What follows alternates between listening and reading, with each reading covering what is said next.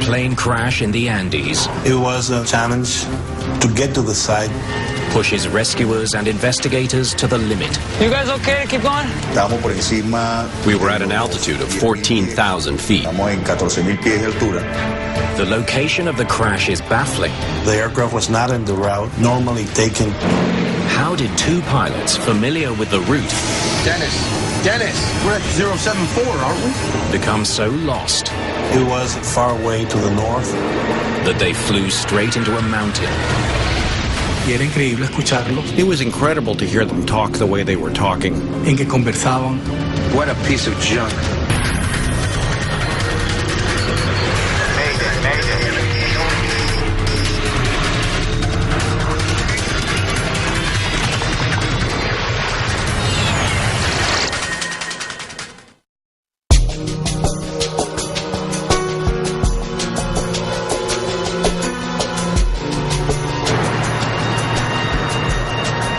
Mérida Airport, Venezuela.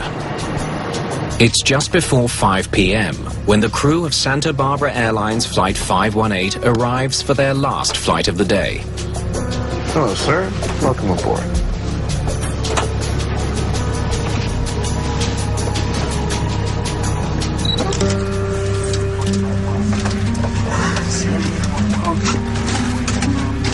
Yeah, so I told them upstairs that the standard operating procedures in this place are all wrong.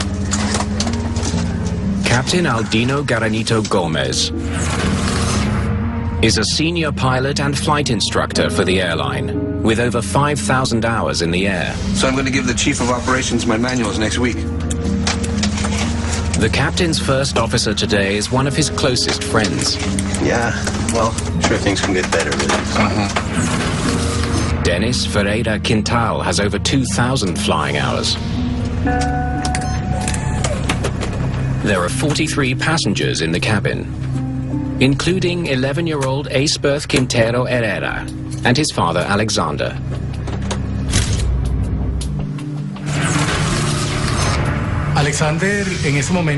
Alexander was the mayor of Mucachias, a town in the state of Mérida.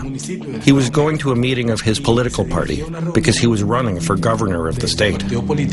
Ya que él estaba siendo precandidato para la gobernación del estado. Today they'll be flying an ATR-42 twin turboprop. The aircraft is popular with regional airlines. Carlos Hopkins is a Venezuelan pilot who knows the plane well. It's an excellent airplane. What we say in Venezuela is that they're like a battle horse. They're very dependable airplanes. Son aviones muy confiables. The flight prepares to depart. For your information, an ATR D-190 checked in 2 minutes ago directly over Lagunilla Station. The tower warns Captain Garanito Gomez that another plane is coming in to land from the west. Roger, AVR via Lagunitas. Startup clearance received and doors closing. The single runway at Mérida Airport can only handle one plane at a time. If Flight 518 doesn't get off the ground soon, it will have to postpone takeoff until after the other plane has landed. Roger. Clear for takeoff. Okay, we're ready to go. You can have control if you want. This afternoon, First Officer Ferreira Quintal is handling the flying.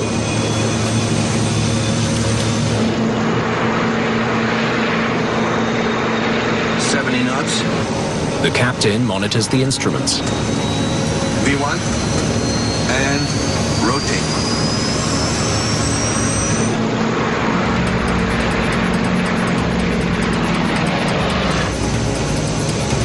You're up. Check. We're up.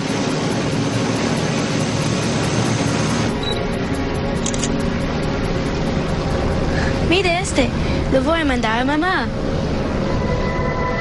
Flight 518 is bound for Venezuela's capital, Caracas. The airline operates this 90-minute flight 3 times daily. Navigating the mountainous terrain around Mérida demands a lot from pilots. Mérida Airport is in the middle of a valley in a high elevation sector of Venezuela where the Andean mountains finish. There's only one way to get in and only one way to get out. The official flight plan takes planes southwest through a river valley so they can gain height before looping back to the north and over the mountains towards Caracas. Avior 1116, traffic airborne right now. Roger. 116 inbound, over Lagunilla. The crew of the inbound plane reports their position. Roger. For your information, we'll stay close to the northern mountains, give you guys some room. Roger, my friend. In that case, we'll keep closer to the southern mountains. The two crews must fly carefully to avoid the mountains and each other. The captain had vast experience operating at this airport. He probably had more than 1,000 landings there.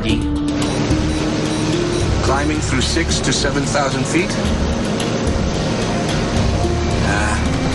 Same crap as the other day. If you want, you can start to turn, Dennis. Turning now. Flight 518 turns left as it climbs out of the valley. Yeah. This way is better. Let's keep this heading, okay, Dennis?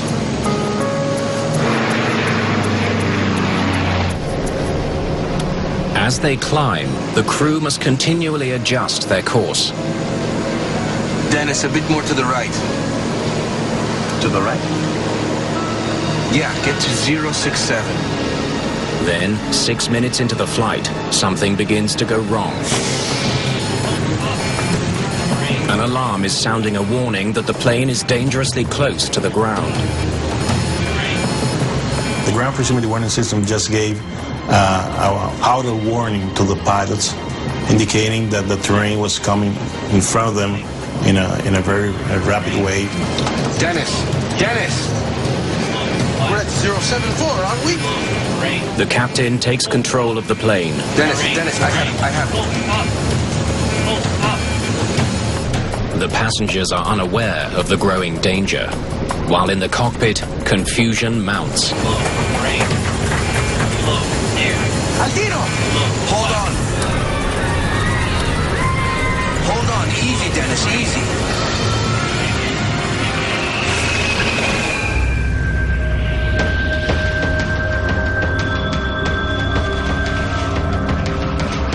Santa Barbara 518, do you copy? Santa Barbara 518, please respond. 15 minutes later, Flight 518 hasn't checked in as scheduled.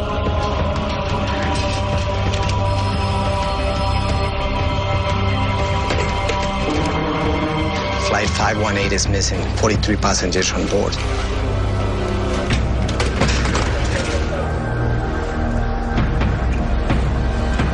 The news that a plane has gone missing spreads quickly in the small town. Teníamos toda la esperanza de que la aeronave se haya... We had hope that if the plane did crash, it crashed in a place that allowed for some survivors. There was a feeling of optimism. Era un ambiente de optimismo.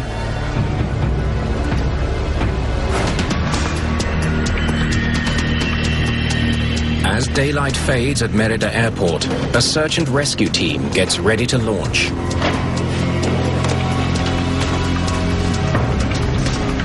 Orangel Lozada joins the team in Merida.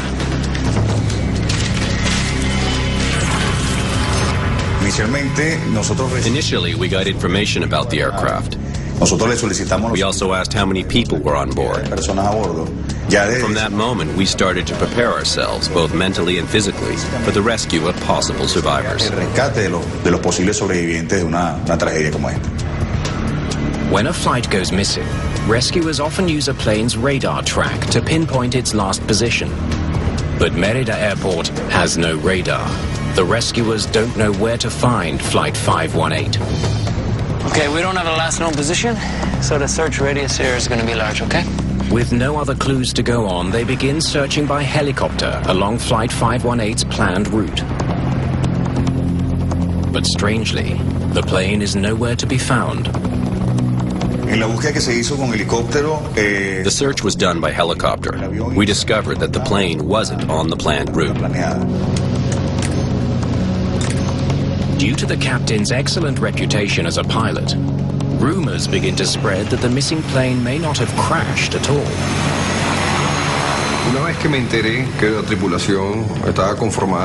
Once I learned that the crew was headed by Captain Aldino Garanido, the first thing I thought was that they had been hijacked.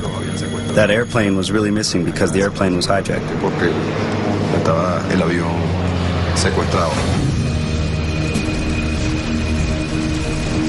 Then comes distressing news from high in the Andes.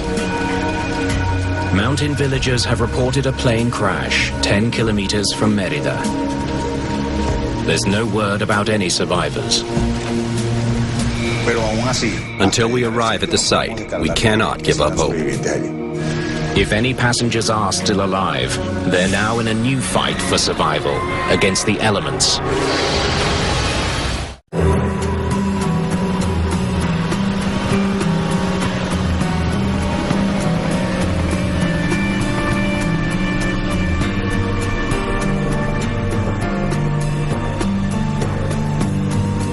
The morning after the crash of Santa Barbara Airlines Flight 518, rescuers carried by helicopter arrive at Los Conejos, a remote Andes mountaintop.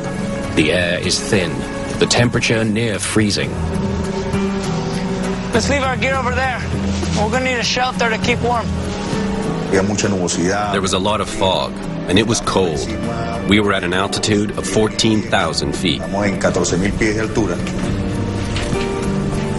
The thin air makes even the slightest physical exertion a huge effort. The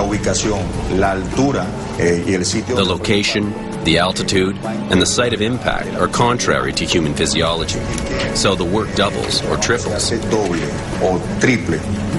Hope of finding survivors in the wreckage fades quickly.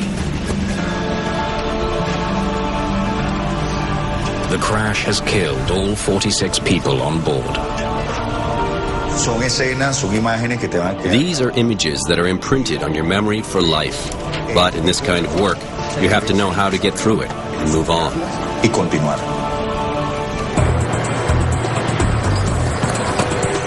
Meanwhile, at Mérida Airport, investigators from Venezuela's Aviation Accident Investigation Board begin setting up a base.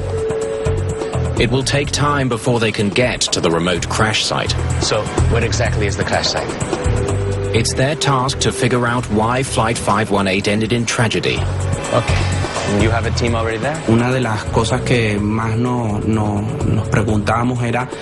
the things we wondered the most was why the aircraft ended up in that location, since it was not on the route that they should have been following when they left the airport.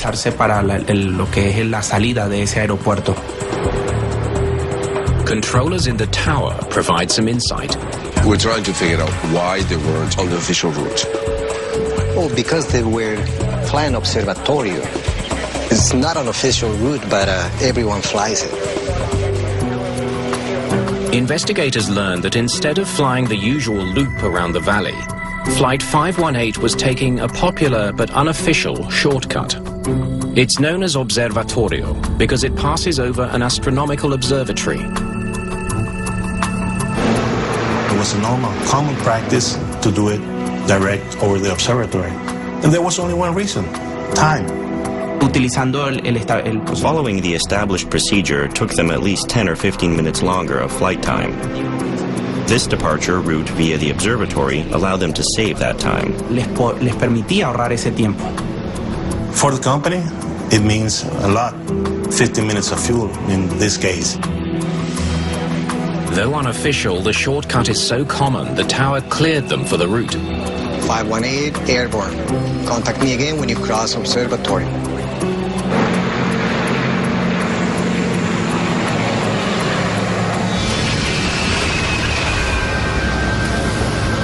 This way is better.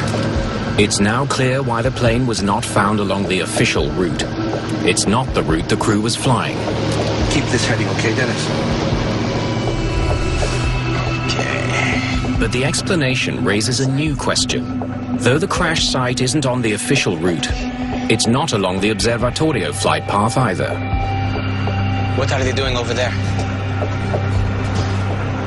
The aircraft was not in the route normally taken to go over the observatory. It was far away to the north. So there was something that raised their concern and the initial step of the investigation. Only rescue workers have reached the top of Los Conejos. It's up to them to continue the difficult task of sorting through the debris. You guys okay to keep going?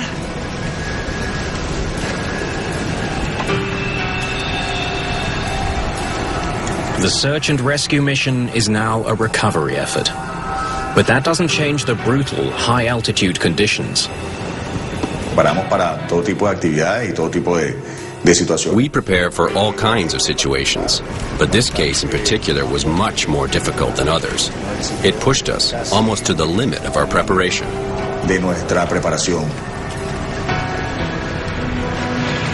The tragedy hits home as bodies of the dead are brought down from the mountain. There had never been such a large plane crash in Merida before. It touched the entire city. It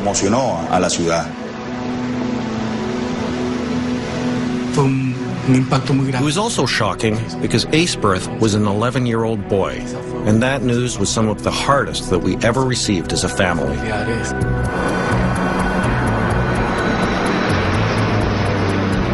Investigators know the pilots set out to fly over the mountaintop observatory. They know the plane veered off course, with tragic results. But they don't know why. Was it pilot error? A mechanical problem? Poor weather?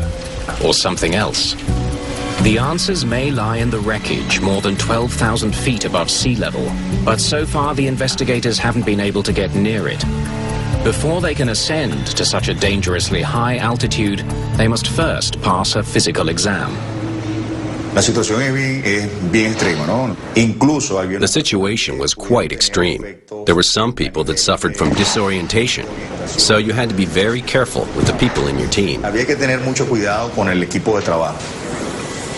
okay? I'm ready. Let's get up there. I'm on my way.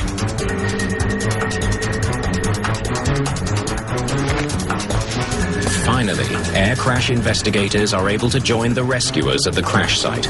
Their first priority is to learn as much as they can from the wreckage. Left wing, 35. They hope that the pattern of debris can tell them something about how the plane was flying in the final moments. So it slid up on its belly? The debris path showed that the aircraft hit the ground in a kind of a upward trajectory and not direct against the mountain, because the debris hit the ground and started a slight slope up. As a matter of fact, some parts of the aircraft and some bodies were found a little bit higher from the point of impact. That shows that the aircraft was climbing at the moment of impact. Dennis, I have it. Investigators conclude that the pilots of Flight 518 must have put their plane into a climb before they hit the mountain. Aldino! Hold on. Hold on, easy, Dennis, easy.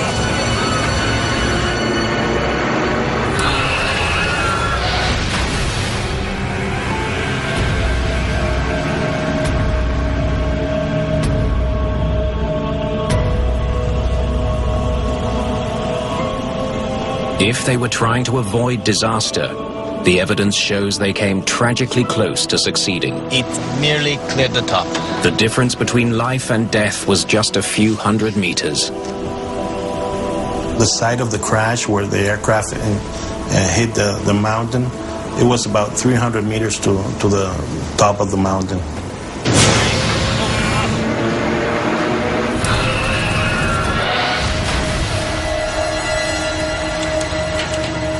Rescuers have recovered Flight 518's 2 flight recorders.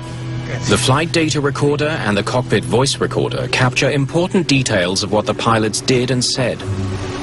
We need to get these down the mountain right away. El voice data recorder que graba las conversaciones que tuvieron los pilotos. But it will take time to recover the data. Since Venezuela doesn't have a laboratory for analyzing black boxes, we contacted the French government through the manufacturer of the aircraft, and they offered to give us support in analyzing both recorders. Darnos el apoyo para la análisis de ambas grabadoras.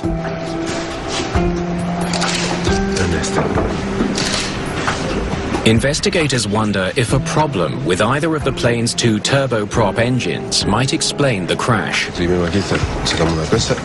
they had an engine failure and just lost power and didn't have enough power to go over the mountain and crash. The engines themselves are too badly damaged to provide any clues. It's completely melted. But the propeller blades do tell a story. We were able to determine by the damage to the propellers that they were rotating at the time of impact.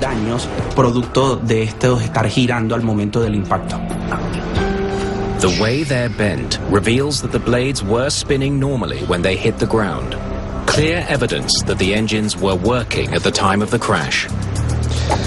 The engine was burning and turning. Instruments from the cockpit are brought down the mountain for analysis. We recovered instruments like the altimeter and the airspeed indicators, and they had remained in optimal condition for post-crash analysis. Óptimas para poder hacer un análisis posterior. The instruments confirm the plane was under control just before the crash, but they hold few other clues. So far, everything points to a plane that was operating normally. There was no malfunctions, everything was working well, and they just crashed against the mountain. Why that happened remains a baffling question for the Venezuelan investigators.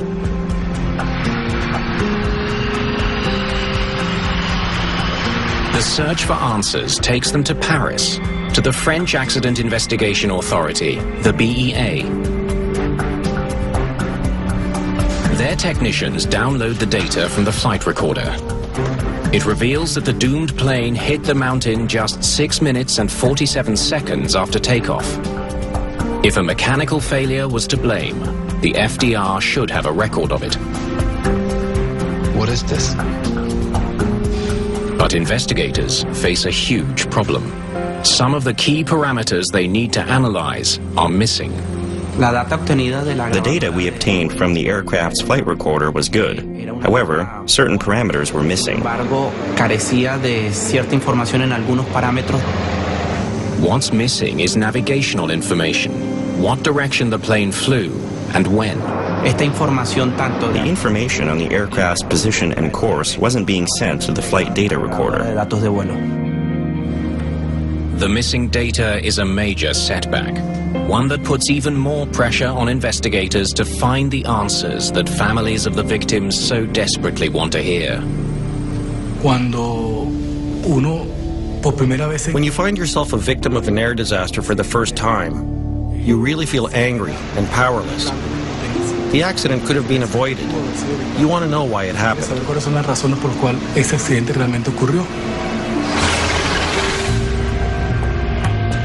They need to piece together some of the missing flight data. They come up with an unorthodox way of doing that. Tell me when you're ready. Okay? They try to figure out the movements of the plane. Same crap as the other day. If you want, you can start to turn, Dennis. Turning now. Investigators are able to study every movement of the control column, the one thing that was properly recorded. Eso nos permitió poder establecer la actitud que tenía la aeronave. This allowed us to establish the aircraft's altitude at the moment of impact. And it also helped us recreate the path that the aircraft took from the moment of its departure. Tomado la aeronave desde el momento de su salida del aeropuerto. Pitch up 10 degrees. Step by step, they piece together the flight. Left 15 degrees now. The recreation shows that the plane was flying normally as it flew away from the airport, but then it began to veer off course. You see? Right here. This is when it went off course. The finding confirms that there was a problem with navigation, but investigators can't be sure if that was due to pilot error or mechanical failure. Apparently they continued turning more than they needed, and instead of putting heading to the observatory, that's an east heading, they turned to the north, directly to the mountain. Hold on.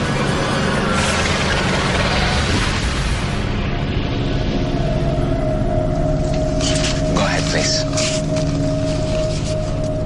With no hard answers from the flight data recorder, investigators in Venezuela consider some conversations captured on the cockpit voice recorder. They focus in on the last moments of the short flight, hoping to hear something that might explain why the plane veered off course. Yeah, get to 067. The pilots discuss their compass heading.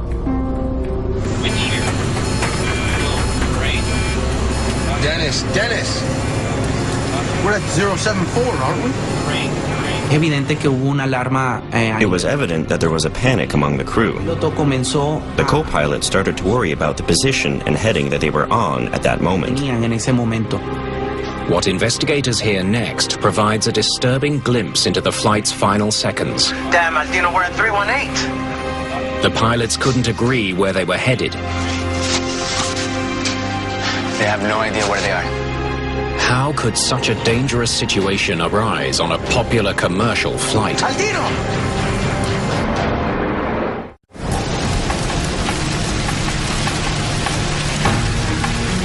Investigators desperately need to know Hold on.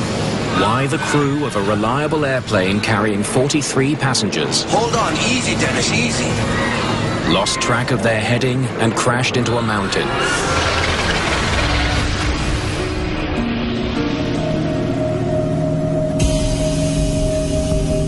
The cockpit voice recorder starts operating when the plane's battery is turned on. Investigators scrutinize the pilot's early conversations for any signs of trouble.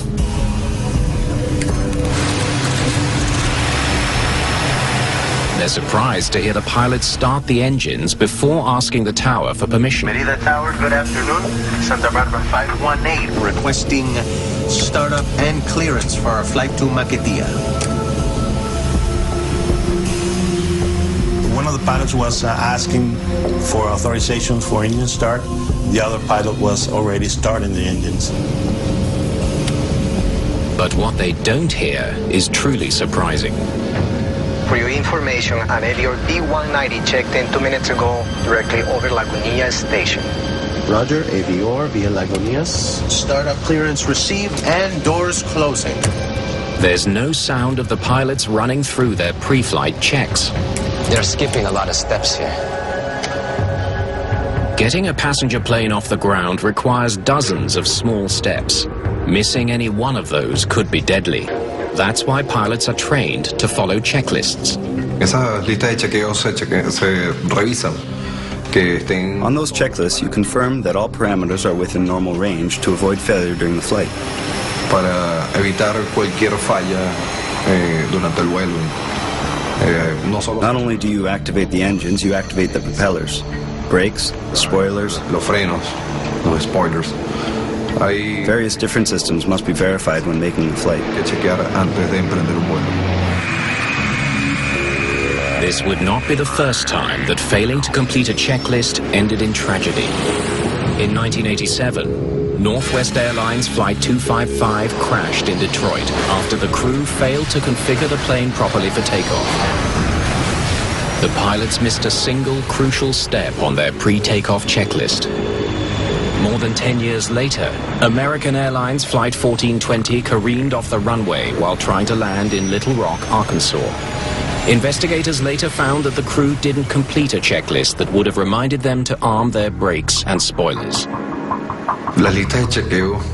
Pre-flight checklist can be completed without a problem in 5 minutes. Sin ningún problema en 5 minutos. Repítela. Do your checklist. Not to is to play Russian roulette. Jugando a la ruleta rusa. Roger, AVR via Lagunitas. Startup clearance received and doors closing. The Santa Barbara crew is clearly rushing through their takeoff procedure. Then, as the pilots are taxiing to the runway... these gyros are messed up again. The captain tells his first officer that the plane's motion sensors are not functioning.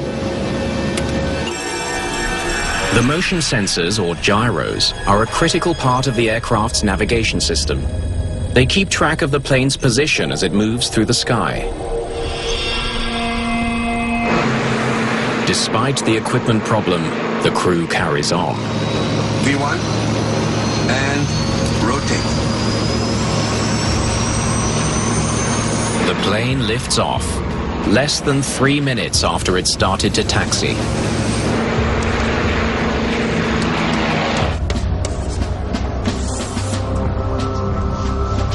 Now that's a fast. Venezuelan investigators wonder if missing a step in one of the checklists could have affected the plane's navigation system.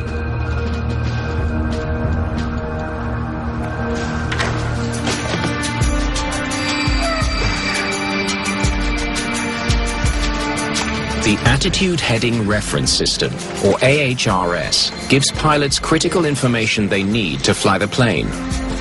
Let me see that.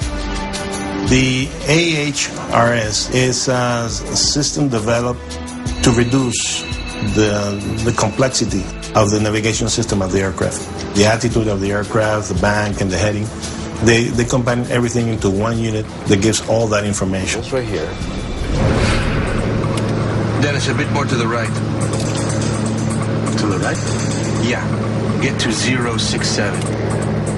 An inoperative navigation system could explain why Flight 518 took a deadly turn towards the mountains. The question now is how a hurried takeoff could lead to such a dangerous malfunction. Let me see those specs again. Gracias.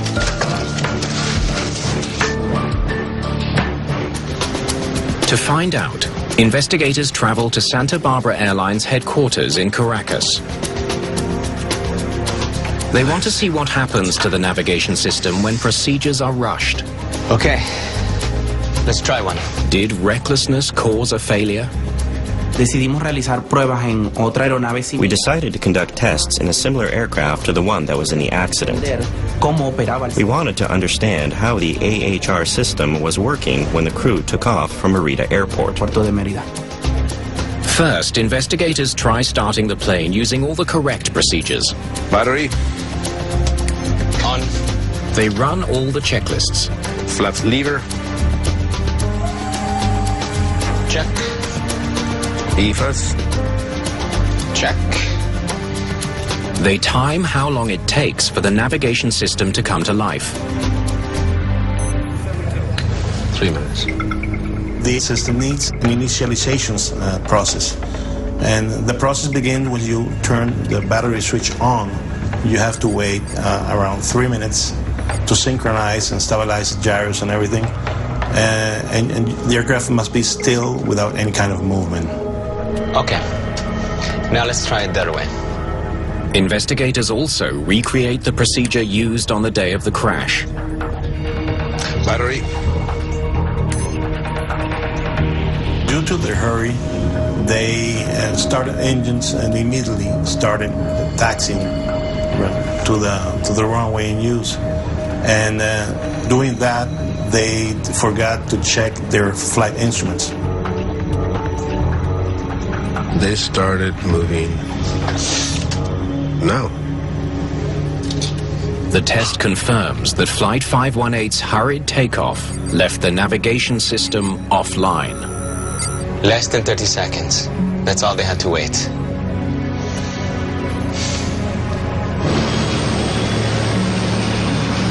$70 knots. V1. And rotate.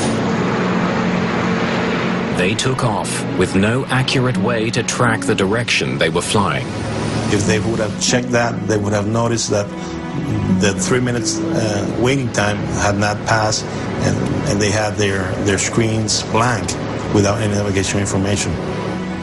All the conditions for the accident to occur existed on the ground. They were created on the ground. Investigators now know why Flight 518's navigation system wasn't working. But the pilots were extremely familiar with the terrain and should have been able to see the mountain in time to avoid it. Merida Airport is a visual airport, isn't it? At Merida Airport, planes operate under visual flight rules. Pilots look out of the window to watch for any obstacles in their path. Why didn't it work this time? It's curious because they've done that route many times. All of us flew that route, and Aldino especially was one of the ones who flew it the most. Climbing through 6,000 to 7,000 feet? We're visual. Investigators study weather records from the day of the crash. They learn there were thick clouds in the plane's path when it reached 10,000 feet. Definitely not clear sailing up there. Okay. All right. Now, they would have entered the clouds when they got to 10,000 feet. So that would be around here. It's exactly the point where Flight 518 began to veer off course. But look at that.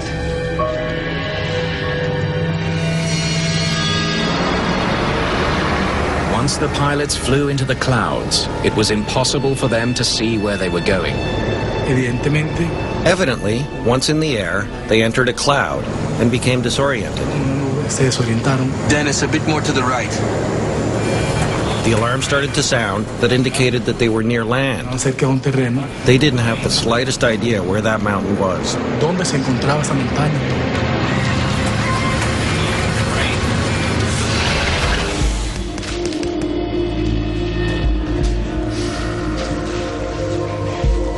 It was the final straw.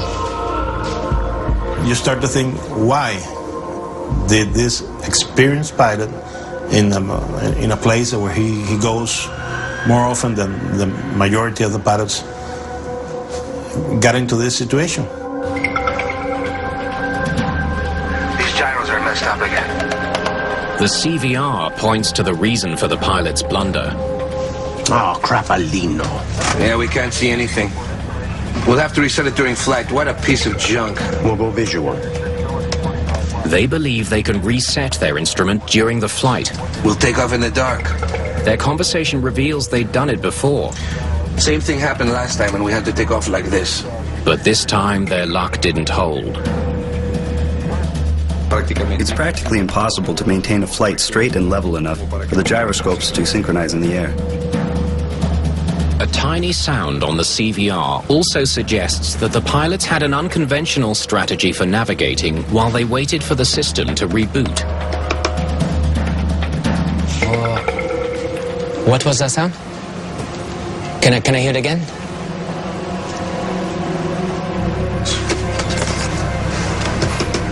Turn a bit more. See if this works and keep it right there. I think he's using a standby compass. Instead of relying on their electronic systems, the captain needed to use an old-fashioned magnetic compass to plot their course. Estaríamos regresando.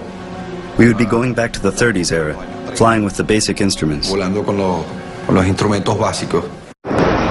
That the captain would fly a passenger plane into the clouds guided by a compass suggests he was extremely confident in his abilities. Maybe too confident. Ese exceso de confianza por parte del capitán. In a way, that excess of confidence on the part of the captain led him to skip certain steps in the procedures. El cumplimiento de los procedimientos. What do you want? Turn to the right? Aldino, take that way. Damn it, Dennis. Aldino, turn around. We're going down. The only reference they had was the compass, and at that moment they started to worry, trying to find the correct path or route without the basic instruments that they normally have. Aldino! Hold on. Hold on. Easy, Dennis. Easy.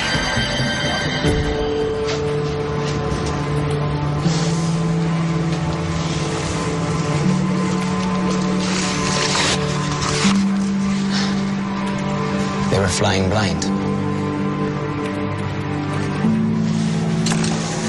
It is now clear that a dangerous combination of failed instruments and poor decisions caused the crash of Flight 518.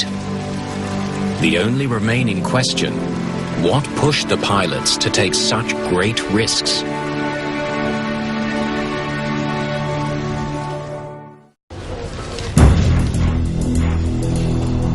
Venezuelan investigators believe that the pilots of Santa Barbara Airlines Flight 518 knowingly took off with inadequate instruments and a risky plan to restart their navigation system in the air. I need to know what these guys were thinking. To learn why they did that, they pieced together the pilots' last hours before the flight. Do you remember what time they were here? You know, the problem with this company is that they don't listen to their employees. When the pilots arrived to Merida, they decided to go to the terminal. They learned the pilots left the plane in between flights to relax over coffee in the terminal. The good friends got talking and lost track of the time. The passenger department sent the passengers on board without having the pilots at the aircraft. You cannot have the passengers embarked until at least there's one pilot aboard the aircraft. Oh, Dennis, come on. It's late. We gotta go. From this moment on, the pilots are rushing to get back on schedule. In aviation, rushing doesn't end well. It never ends well. The pilots enter the cockpit just 7 minutes before their scheduled takeoff, and half an hour after the last passenger boarded the plane. To do it faster means you're doing it too rushed. Something can happen. Something can fail. Algo puede fallar. Yeah, we can't see anything. We'll have to reset it during flight. What a piece of junk. We'll go visual. Same thing happened last time when we had to take off this way. The pilots make a rash decision to take off quickly. They know the area well, and it's not the first time they've flown without the instrument. The worst risk and the worst mistake that a pilot can make is to feel confident in a flight. No two flights are the same. Es igual.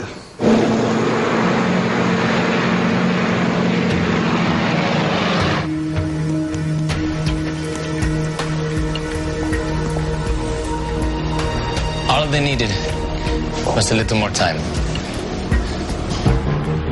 The pilots of Flight 518 only had to wait another 28 seconds before moving, and their navigation system would have worked perfectly. Dennis! We're at 074, aren't we? Instead, they hoped to troubleshoot the problem in the air, while they navigated without that vital piece of equipment. Martino, we're at 318!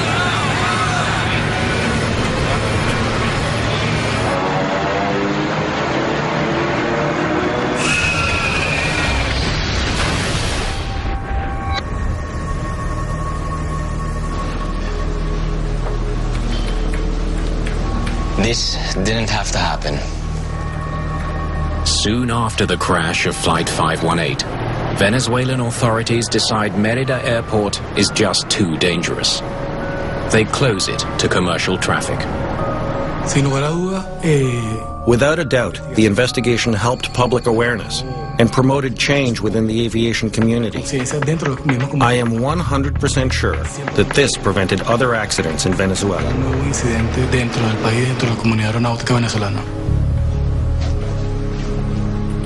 The lesson from this crash is clear. Rushing puts passengers at risk. Once you start doing things the wrong way, without following procedures, you start getting rid of those safety nets, and you become vulnerable. So that's the rules of the game. Follow the procedures.